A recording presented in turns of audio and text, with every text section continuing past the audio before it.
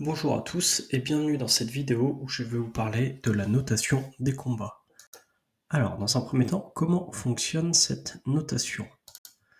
Dans une vidéo que je vous ai expliqué avant, je vous ai expliqué qu'il y avait 3 juges autour de la cage et ces 3 juges vont noter le combat avec un principe de notation qui est celui des Unified Rules of MMA.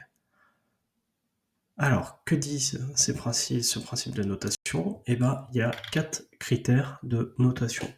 Le premier, c'est l'efficacité des frappes, de la lutte et du sol. Donc, le but, c'est quoi? C'est de déterminer qui inflige le plus de dégâts ou qui se rapproche de la finalisation du combat.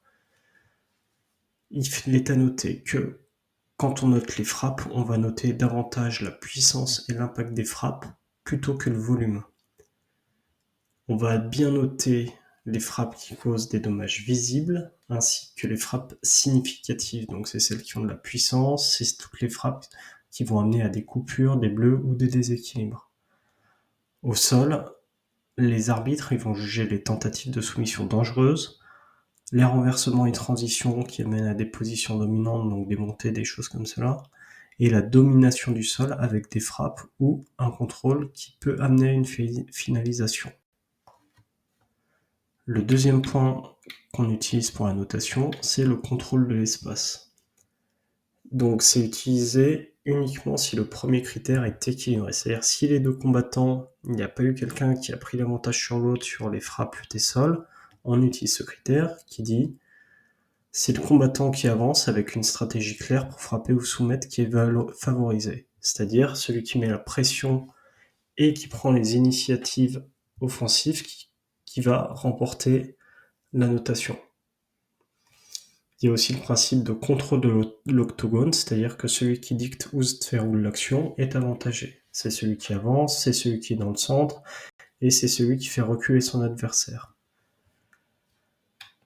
Si toutefois il y a égalité sur les deux premiers critères, on regarde un troisième critère qui va être le volume et l'endurance, donc c'est ce qu'on appelle l'agressivité et défense, et on va regarder si le combattant qui maintient une meilleure activité sera avantagé. C'est-à-dire que celui qui montre le plus de volume, d'endurance et qui a le plus envie, c'est lui qui sera désigné comme vainqueur.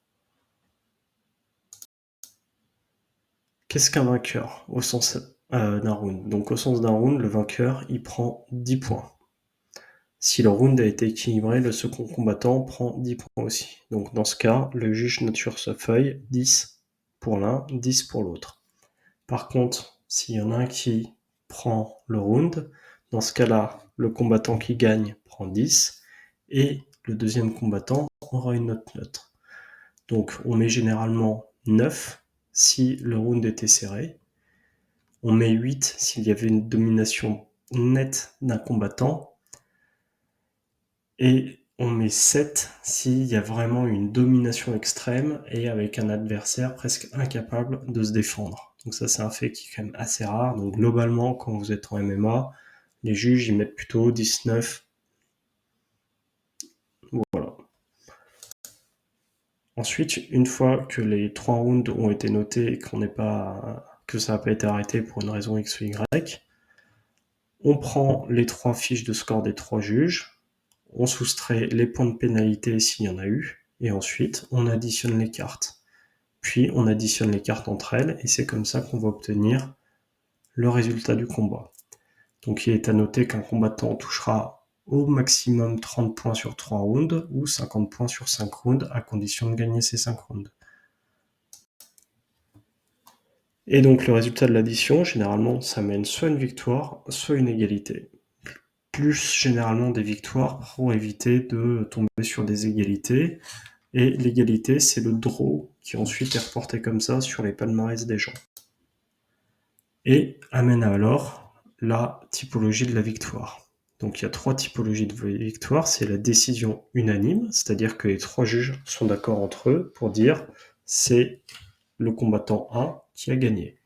La décision partagée, ça veut dire quoi? Il y a 2 juges qui donnent un combattant vainqueur et le troisième juge qui donne l'autre. Et donc dans ce cas-là, on est sur une décision qu'on appelle partagée.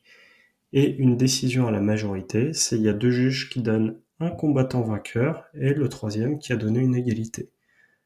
Et donc c'est pour ça que c'est important à la fin d'un combat quand vous entendez unanimous decision, split decision, majority decision, et ben ça veut dire que c'est pas la même chose.